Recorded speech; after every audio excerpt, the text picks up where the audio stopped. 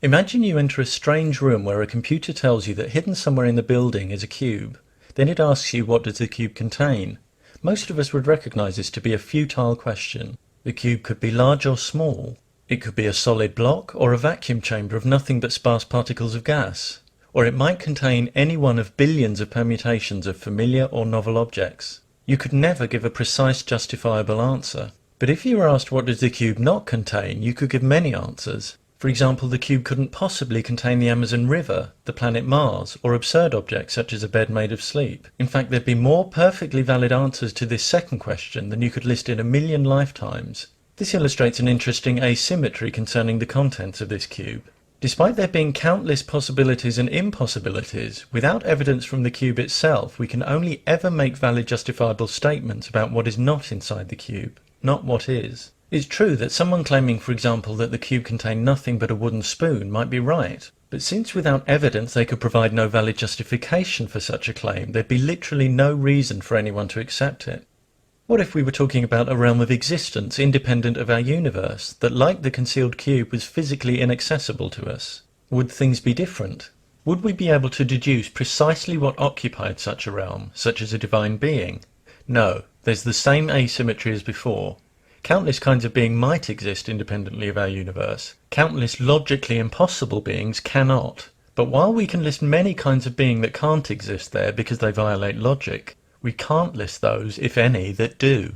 Any attempt to argue that a specific divine being exists in an inaccessible realm of reality is an attempt to argue for either the impossible or the unknowable. Logic alone can refute impossible beings, but it can't show that possible beings actually exist without evidence. If you can't at some point provide measurable, verifiable evidence for the specific being you claim exists, all the argument in the world won't establish your claim as fact. This is one reason why as soon as anyone claims they have a logical argument that requires the existence of one personal creator of our universe, we know it'll be fallacious because they failed at a basic level to understand what's required to establish such an existence claim. It's just a question of identifying where the errors are. For example, the theologian William Lane Craig has asserted that our universe had an original cause, which because it created our time and space, had to transcend time and space. Transcending our time and space doesn't necessarily mean something transcends all time and space. However, his conclusion that this non-temporal, non-spatial cause would have to be a changeless disembodied mind is more seriously flawed. A changeless mind is by definition non-functioning. Minds and purposeful creation depend on change. Craig's changeless creator is self-contradicting and belongs to the category of the logically impossible. However seemingly plausible they may sound to the unwary or the already persuaded, all popular arguments for the existence of specific gods are based on false premises and/or conclusions and unjustified presuppositions, and 100 invalid arguments don't accumulate into one valid one.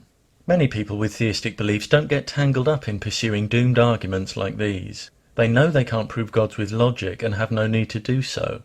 They realize their beliefs are personal and that others are entitled to different views. However, when you're not so willing to respect difference, when you disparage, attack, or work to create disadvantage for others because they don't share your beliefs, it shouldn't surprise you when those you try to oppress object to this unreasonable attitude and expose the flawed arguments that shore it up. A belief in one or more gods might sustain you in your own life, but when you pressure others to adopt your beliefs and participate in practices associated with those beliefs, you give up the luxury of not having to explain yourself. You give yourself the burden of proof. And certain reasons that might seem sound when justifying a belief to yourself are simply not valid when you're trying to establish existence claims to other people, however passionately you express them. You can't pester and bully people and then retreat behind faith when challenged on your behaviour. And if you can't demonstrate that gods exist, resorting to emotional blackmail to try to get people to believe is a dishonest tactic. When those who don't believe in gods show theistic claims to be invalid, it's often claimed that they're trying to prove gods don't exist. In fact, all they're doing is exposing flawed reasoning and encouraging intellectual honesty. It's understandable that when some have their claims debunked, it's an uncomfortable feeling, and employing red herrings becomes an attractive way to wriggle out of admitting their mistakes. But debunking claims about the existence of gods is just showing those who make such claims that they can't assert what they're trying to assert. The question of defining divine entities is where the problems begin. As soon as you define any god, you must justify why you've defined it that way, giving a valid reason for each quality you're attributing to it. Many who realize they can't justify any particular definitions avoid them altogether. But without definition, there's no adequately formed concept to have a belief about. And this is the stumbling block when people are asked to define the gods they claim exist. As their divine definitions become more specific, they have more to justify. The flaws in their logic become more numerous and their arguments become easier to refute. Conversely, as their definitions become more vague, the entities they're proposing cease to have any practical relevance. Ironically, the way many people define gods means that as well as having no logical support, they can't be supported with evidence either. For example, as soon as you say God X is non-physical, you've proposed a being that can't be quantified, tested, or perceived, even in principle. You literally have nothing to work with. When trying to justify non-physical entities, people will often point out that we can't see the wind, but we still know it's there. However, this analogy is flawed. We know the wind is there because it is physical. Not only can we measure it and perceive it directly through our sense of touch, it can knock us off our feet and destroy buildings. The physical force it exerts could hardly be more dramatic. Indeed, we use that force to generate electricity. By contrast, it's not even clear what a being with no conceivable physical characteristics is supposed to mean. Even if you were proposing an entity that had a different type of physical existence, making it undetectable to humans, you'd have enough trouble explaining how you could know it was there. Many claim that the existence of particular gods can be demonstrated, that their powers can be manifested physically, and that these physical manifestations count as evidence. But even if we were to witness an event that genuinely challenged our understanding, that wouldn't justify inferring any specific divine agency. At most, it could indicate power, intelligence, and/or technology that was unknown, both in its number and its nature. Imagine a group of people unfamiliar with electronic technology being duped into watching a carefully staged CGI animation of a man turning into a lion.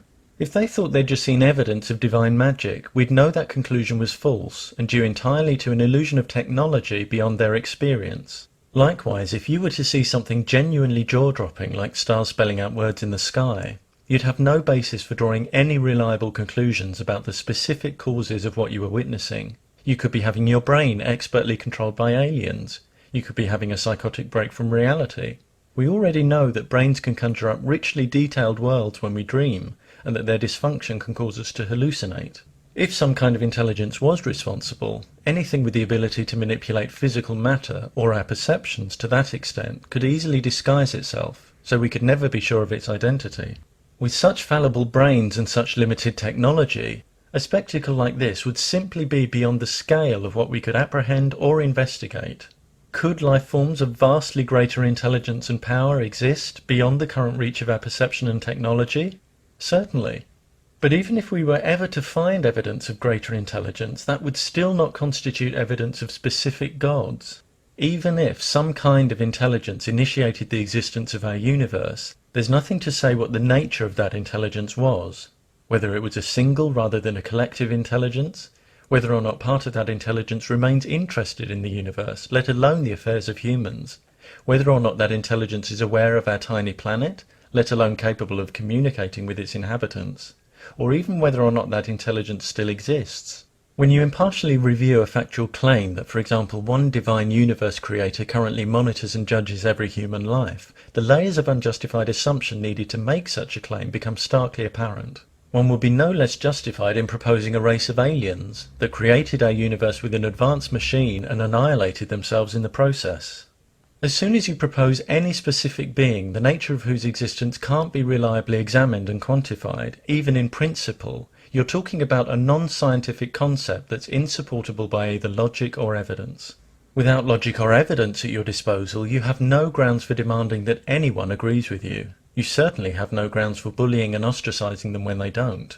But if that's the way you deal with independent thought, your fallacious arguments will continue to be exposed until you grow out of your need for everyone to subscribe to your faith-based ideas. When you start being honest with yourself about what you know and what you don't know, you're likely to realize that you're in no position to be shouting the odds. And when you understand that it's behavior that has the practical impact on our lives, you may realize that it's not whether we believe in gods, but how we treat each other that says the most about our character. If you attack, condemn, or use emotional blackmail on people because they don't share your belief in one or more gods, you're invited to consider what that says about you and how it squares with the values you claim to embrace.